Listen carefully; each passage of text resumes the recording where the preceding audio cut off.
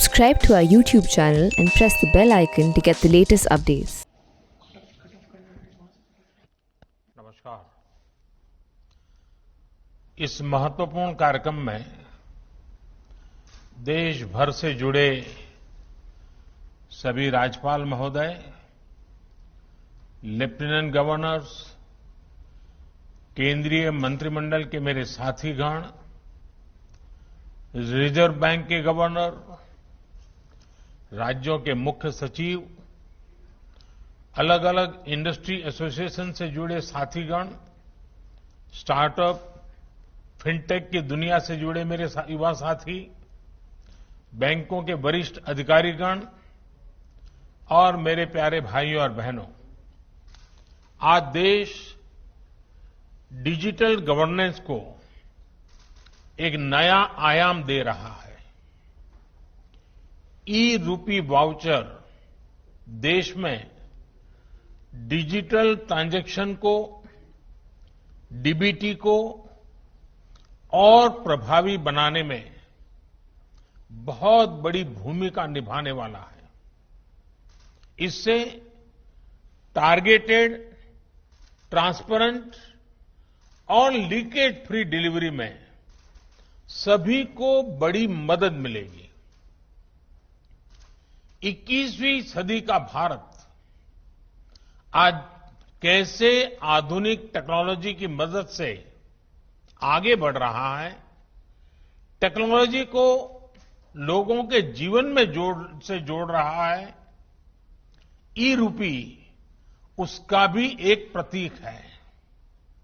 और मुझे खुशी है कि ये शुरुआत उस समय हो रही है जब देश आजादी के 75 वर्ष पर अमृत महोत्सव मना रहा है।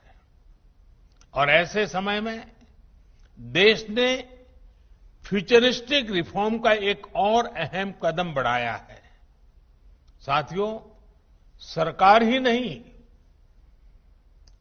अगर कोई सामान्य संस्था या संगठन किसी के इलाज में, किसी की पढ़ाई में या दूसरे काम के लिए कोई मदद करना चाहता है तो वो कैश के बजाय ई-रूपी दे पाएगा। इससे सुनिश्चित होगा कि उसके द्वारा दिया गया धन उसी काम में लगा है जिसके लिए वो राशि दी गई है। अभी शुरुआती चरण में ये योजना देश के हेल्थ सेक्टर से जुड़े बेनिफिट्स पर लागू की जा रही है। मान लीजिए कोई ऑर्गेनाइजेशन सेवा भाव से भारत सरकार के द्वारा जो मुफ्त वैक्सीन दी जा रही है उसका लाभ लेना नहीं चाहता है, लेकिन जो प्राइवेट अस्पतालों में जहां कुछ कीमत देकर के वैक्सीन चल रही है उसमें भेजना चाहता है, अगर वो 100 गरीबों को वैक्सीन लगवाने की उसकी इच्छा है तो वो उन 100 गरीबों को ई-रूपी वाउचर दे सकता है। ई-रूपी वाउचर ये सुनिश्चित करेगा कि उसका इस्तेमाल वैक्सीन लगवाने में ही हो, किसी और काम में नहीं। समय के साथ इसमें और भी चीजें जुड़ती चली जाएगी। जैसे कोई किसी के इलाज पर खर्च करना चाहता है, कोई टीबी के मरीज को सही दवाओं और भोजन के लिए आर्थिक मदद देना चाहता है, या फिर बच्चों को, गर्भवती महिलाओं को भोजन और पर्यावरण से जुड़ी दूसरी सुविधाएं पहुंचाना चाहता है, तो ई-रूपी उनके लिए बहुत मददगार साबित होगा। यानी ई-रूपी एक तरह से पर्सन के साथ साथ पर्पज स्पेसिफिक भी है। जिस मकसद से कोई मदद या कोई बेनिफिट दिया जा रहा है वो उसी के लिए प्रयोग होगा, ये ई-रूपी सुनिश्चित करने वाला है। कोई अब अगर चाहेगा कि वो वृद्धाश्रम में 20 नए बेड लगवाना चाहता है तो ई-रूपी वाउचर उसकी मदद करेगा। कोई किसी क्षेत्र में 50 गरीबों के लिए भोजन की व्यवस्था करना चाहता है तो ई-रूपी वाउचर उसकी मदद करेगा। अगर कोई गौशाला में चारे की व्यवस्था करना चाहता है तो ई-रूपी वाउचर उसकी भी मदद करेगा। इसे अगर राष्ट्रीय परिप्रेक्ष्य में देखें तो अगर सरकार द्वारा किताबों के लिए पैसा भेजा गया है तो ई-रूपी ये सुनिश्चित करेगा कि किताबें ही खरीदी जाएं। अगर यूनिफॉर्म के लिए पैसा भेजा है तो उससे यूनिफॉर्म ही खरीदी जाए। अगर सब्सिडाइज खाद के लिए मदद की है तो वो खाद खरीदने के लिए ही काम आए। गर्भवती महिलाओं के लिए दिए गए कैश से सिर्फ पोषक आहार ही खरीदा जा सके, यानी पैसा देने के बाद हम उसका जो इस्तेमाल चाहते हैं ई-रूपी वाउचर उसे सिद्ध करेगा। साथियों, पहले हमारे देश में कुछ लोग चाहते थे कि टेक्नोलॉजी, और वो कहते भी थे कि टेक्नोलॉजी तो केवल अमीरों की चीज है, भारत तो गरीब देश है, इसलिए भारत के लिए टेक्नोलॉजी का क्या काम। जब हमारी सरकार टेक्नोलॉजी को मिशन बनाने की बात करती थी तो बहुत से राजनेता, कुछ खास किस्म के एक्सपर्ट्स उस पर सवाल खड़ा करते थे। लेकिन आज देश ने उन लोगों की सोच को नकारा भी है और गलत भी साबित किया है। आज देश की सोच अलग है, नई है। आज हम टेक्नोलॉजी को गरीबों की मदद के, उनकी प्रगति के एक टूल के रूप में देख रहे हैं। आज दुनिया देख रही है कैसे भारत में टेक्नोलॉजी पारदर्शिता और ईमानदारी ला रही है, कैसे टेक्नोलॉजी नए अवसरों को पैदा करने में, उन्हें गरीबों को सुलभ बनाने का काम कर रही है, और कैसे टेक्नोलॉजी सरकार और लाल फीताशाही पर सामान्य मानवीय की निर्भरता को कम कर रही है। आप आज के ही यूनिक प्रोडक्ट को देखिए। आज हम यहां तक इसलिए पहुंचे हैं क्योंकि देश ने जनधन खातों को खोलने, उन्हें मोबाइल और आधार से जोड़ने और जैम जैसी व्यवस्था के लिए वर्षों मेहनत की है। जब जैम को शुरू किया गया था तब बहुत से लोग इसके महत्व को नहीं समझ पा रहे थे, लेकिन इसकी अहमियत को हमने लॉकडाउन के समय देखा।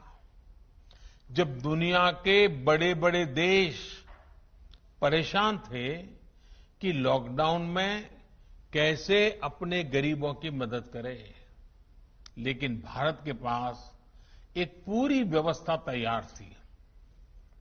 दूसरे देश अपने यहां के पोस्ट ऑफिस और बैंक खुलवा रहे थे तो वहीं भारत महिलाओं के बैंक खातों में सीधे आर्थिक मदद भेज रहा था।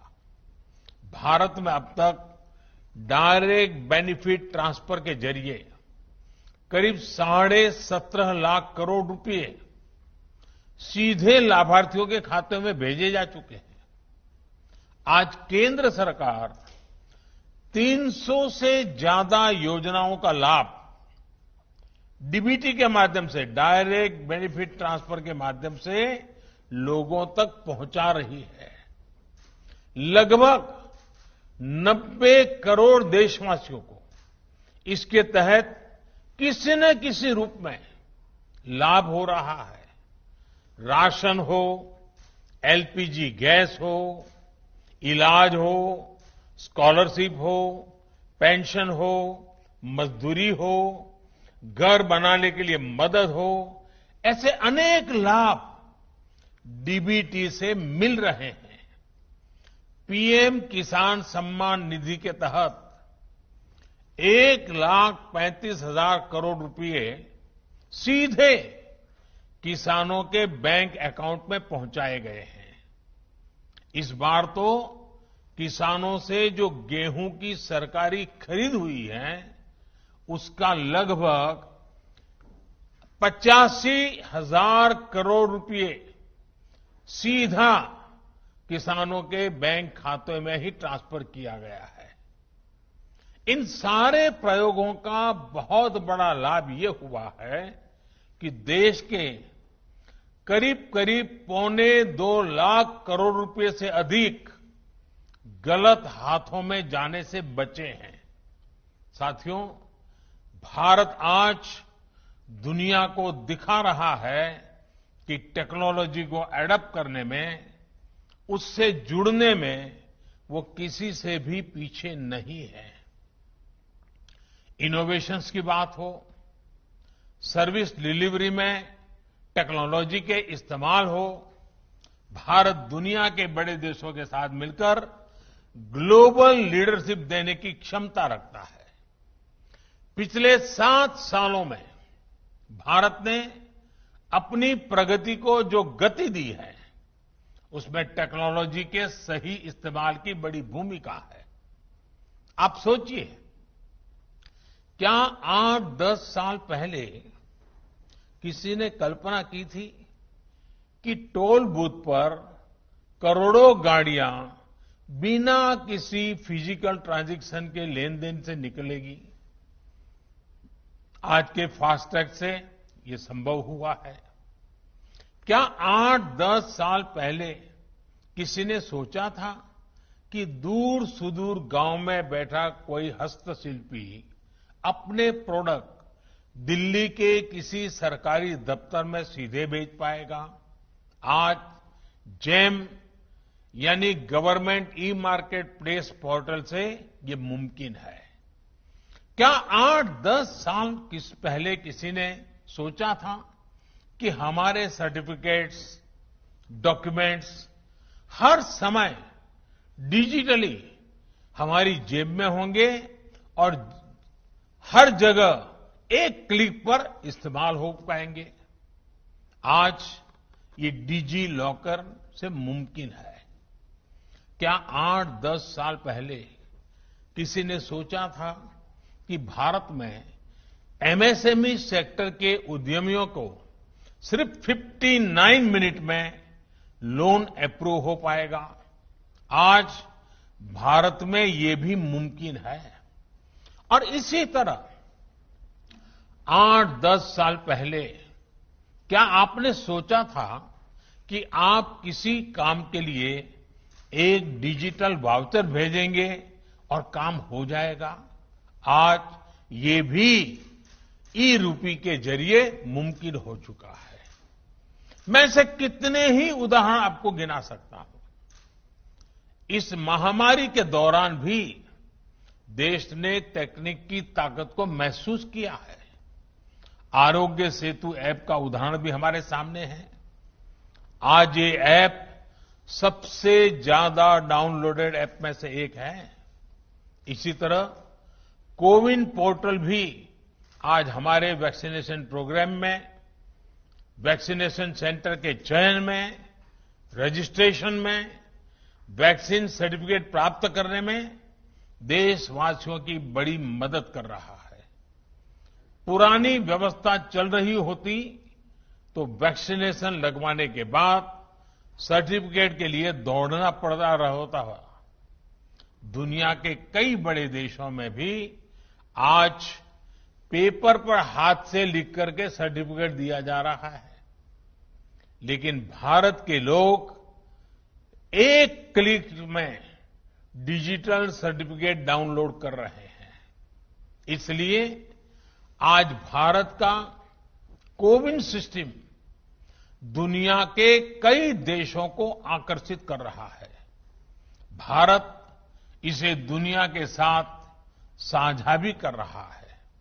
साथियों, मुझे याद है कि 4 साल पहले जब भीम ऐप लॉन्च किया गया था, तब मैंने कहा था कि वो दिन दूर नहीं जब अधिकांश बिजनेस ट्रांजैक्शन नोट और सिक्कों के बजाय डिजिटली होंगे।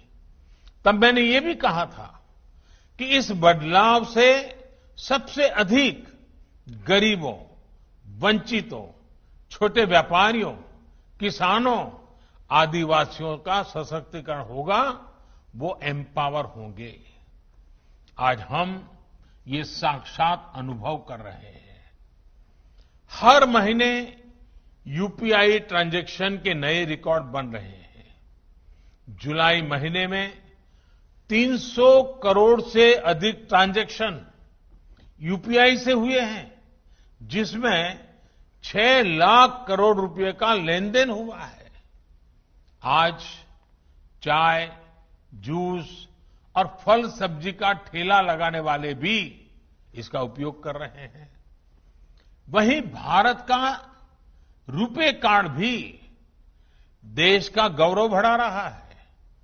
सिंगापुर, भूटान में भी इसे लॉन्च किया जा चुका है।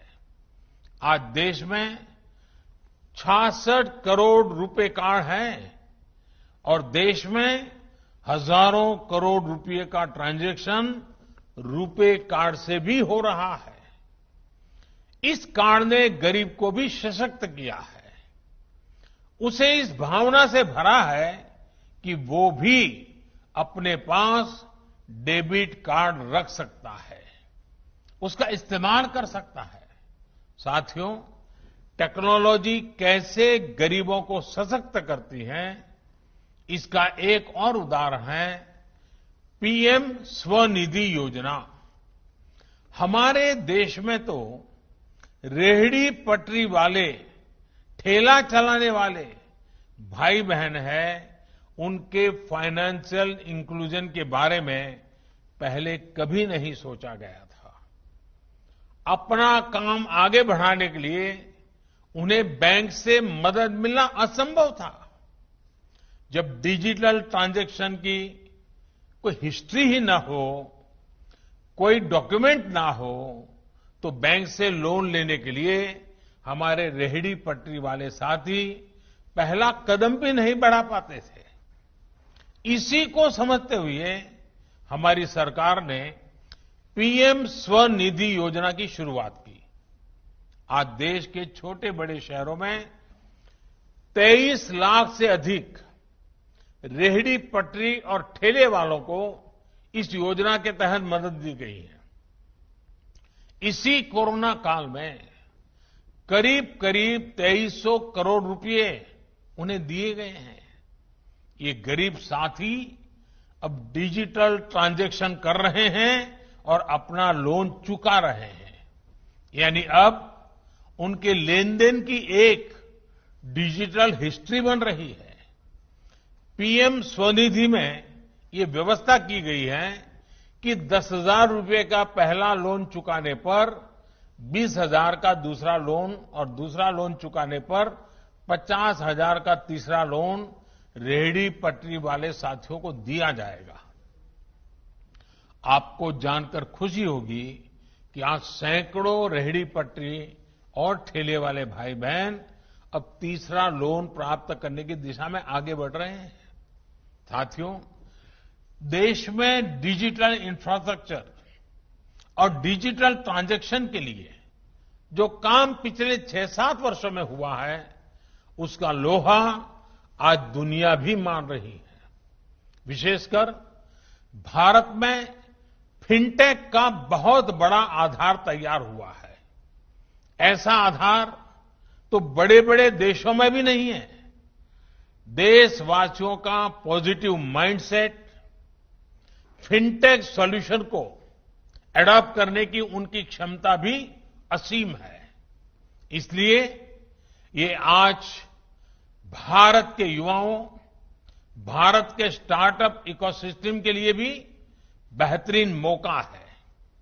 भारत के स्टार्टअप्स के लिए फिनटेक में अनेकों संभावनाएं हैं।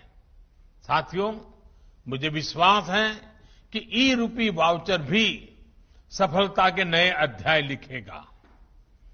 इसमें हमारे बैंकों और हमारे पेमेंट गेटवे का बहुत बड़ा रोल है। हमारे सैकड़ों प्राइवेट अस्पतालों, कॉरपोरेट्स, उद्योग जगत, एनजीओज और दूसरे संस्थानों ने भी इसको लेकर बहुत रुचि दिखाई है। मेरा राज्य सरकारों से भी आग्रह है कि अपनी योजनाओं का सटीक और संपूर्ण लाभ सुनिश्चित करने के लिए ई-रूपी का अधिक से अधिक उपयोग करें। मुझे विश्वास है कि हम सभी की ऐसी ही सार्थक साझेदारी एक ईमानदार और पारदर्शी व्यवस्था के निर्माण को और गति देगी। एक बार फिर सभी देशवासियों को इस बड़े रिफॉर्म के लिए बहुत बहुत बधाई देता हूं। बहुत बहुत शुभकामनाएं। धन्यवाद।